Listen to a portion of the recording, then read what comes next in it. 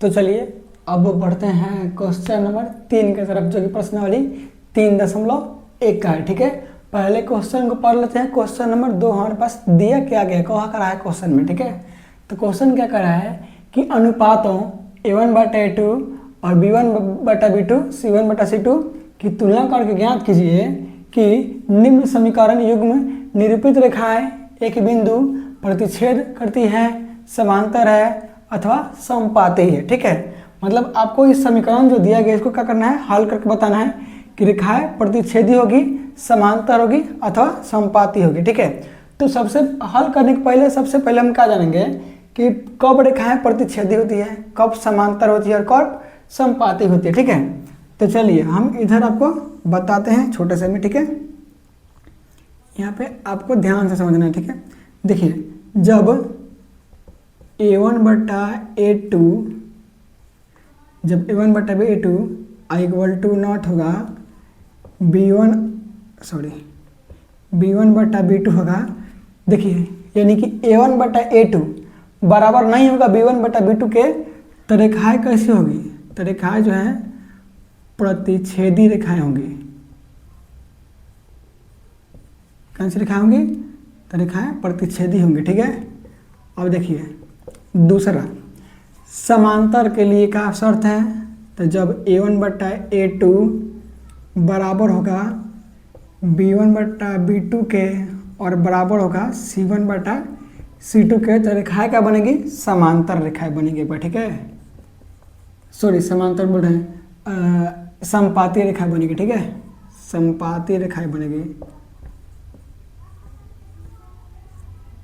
ठीक है, इसके बाद में क्या करा था कि समांतर, तो समांतर रेखाएं कब बनती है, जब A1/A2 अब बराबर होता है B1/B2 अब बराबर नहीं होता है C1/C2 के, तो इस कंडीशन में क्या बनता है, तो रेखाएं जो है समांतर बनती है। ठीक है, रेखाएं जो है क्या बनती है, तो समांतर बनती है। ठीक है, तो क्या हुआ, हमने तीनों जो है शर्त को समझा दिया।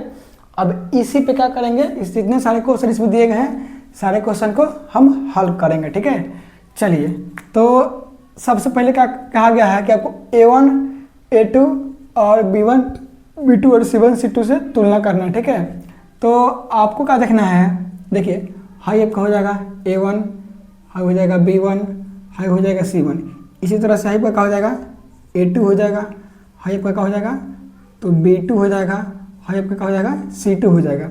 मतलब जो अचर संख्या दी गई है उसी को दर्शाएगा ABC आपका। ठीक है, ये ध्यान रखना है।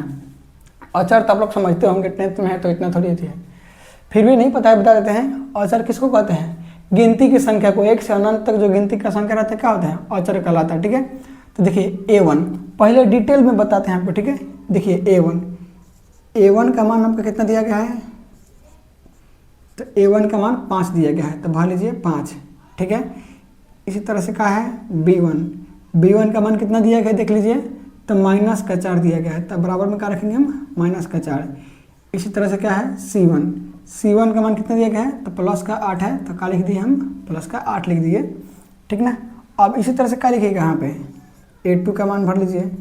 A2 का मान कितना हो जाएगा जी, 7 हो जाएगा यहाँ पे। ठीक है, A2 का मान 7 है।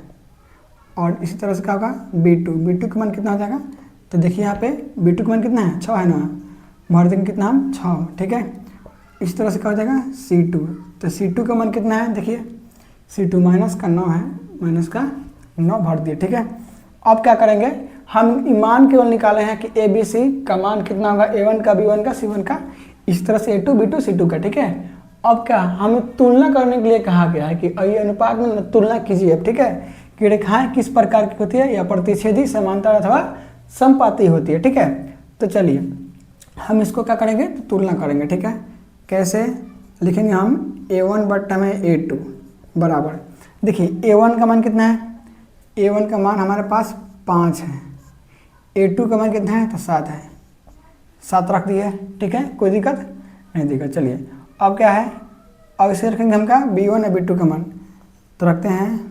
B1/B2 कितना हो जाएगा, B1 का मान कितना है, देखिए B1 का मान दिया है -4 और B2 का मान कितना है, तो 6 दिया गया है। ठीक है, इसको काट लीजिए, काटिएगा तो 2 दूना का 4 और 2 3 6, यानी कितना आ गया -2 और बट्टा में 3 आ गया। ठीक है, तो देखिए कहने का मतलब क्या हुआ कि A1 बट्टा A2 और B1 बट्टा B2, क्या इन दोनों का जो वैल्यू निकला है बराबर है। देखिए 5 बट्टा 7 हो गया, ये -2 बट्टा में 3 हो गया, क्या ये बराबर है, बराबर नहीं है। तो आइए इस कंडीशन में समझिए, जब A1 बट्टा A2 बराबर नहीं होगा B1 बट्टा B2 के, तो रेखाएं कैसी होंगी, प्रतिच्छेदी होंगी, यही तो हमें बताना था।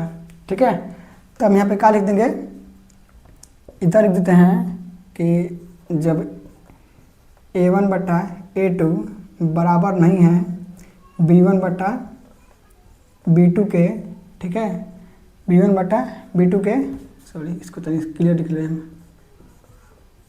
B1 बट्टा B2 के, तो रेखाएं कैसी होंगी, तो प्रतिच्छेदी रेखाएं होंगी। और क्या, प्रतिच्छेदी रेखाएं होंगी। ठीक है, अगर आपका समझ में नहीं आ रहा है तो आप जो है वीडियो को पीछे करके देख सकते हैं। ठीक है, चलिए अब बढ़ते हैं अगले क्वेश्चन की तरफ। इसके पहले हम कहेंगे कि आप इसको याद कर लीजिएगा, अच्छे से बिल्कुल समझ में आएगा। ठीक है, ये फार्मूला है, याद कीजिएगा, तो कुछ नहीं है इतना, देखिए बहुत आसान है ये, खाली याद कर लीजिए आप, फार्मूला जो है बहुत आसान है। ठीक है, चलिए बढ़ते हैं अगले क्वेश्चन की तरफ।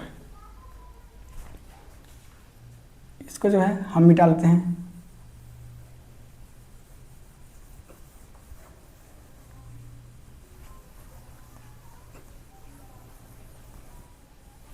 चलिए अब जो है बुक से लेकर के हम क्वेश्चन अगला लिख लेते हैं। ठीक है,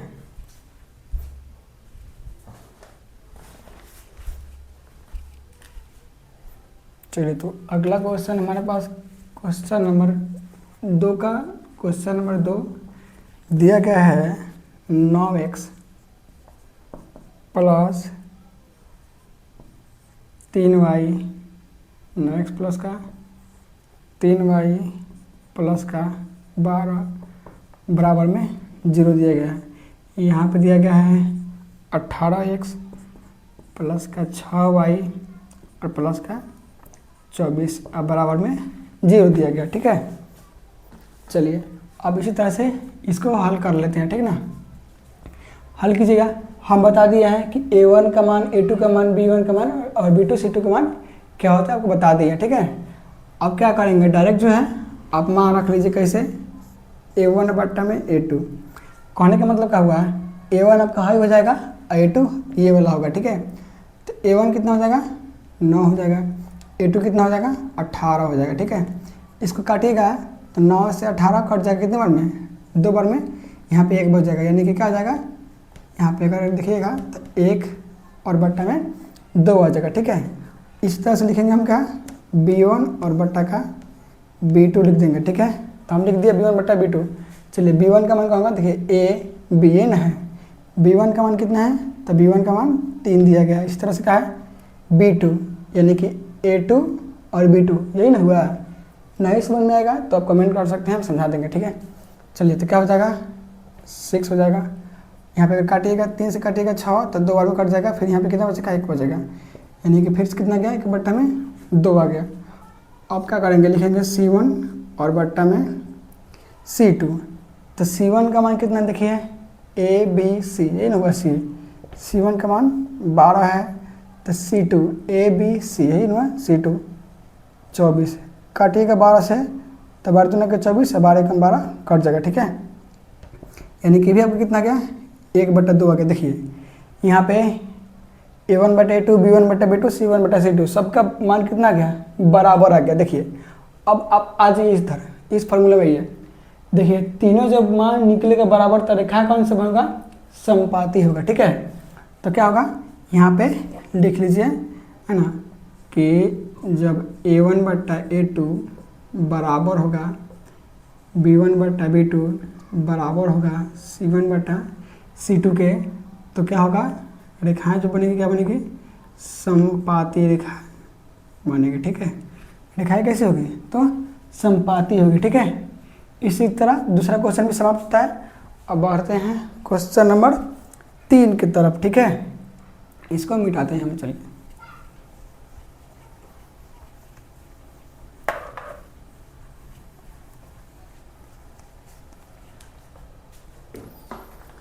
क्वेश्चन नंबर 3 को हम लिख लेते हैं यहाँ पे,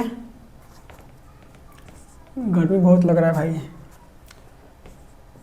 6x माइनस का 3y प्लस का 10 बराबर में 0 है।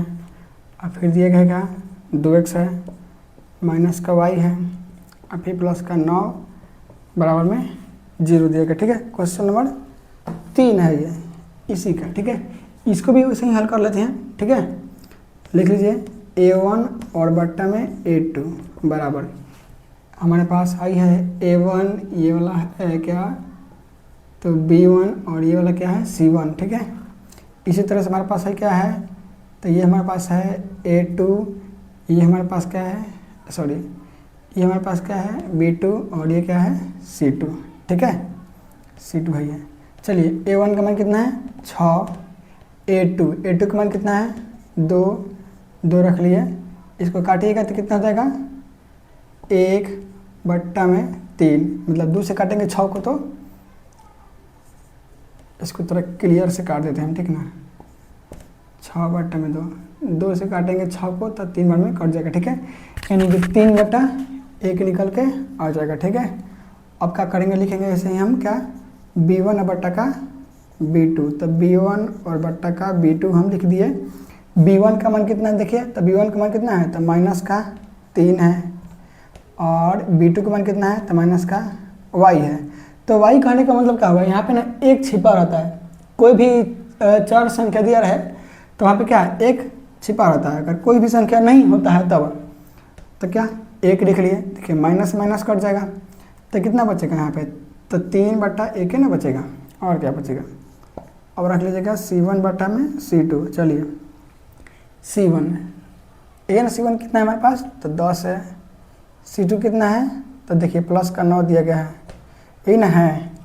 तो देखिए इस कंडीशन में आप देखिएगा तो क्या हो रहा है a1/a2 का मान 3/1 है, b1/b2 का मान कितना है 3/1 है, मतलब कि a1/a2 बराबर है b1/b2 के। ठीक है, अब बराबर नहीं है किसके तो c1/c2 के।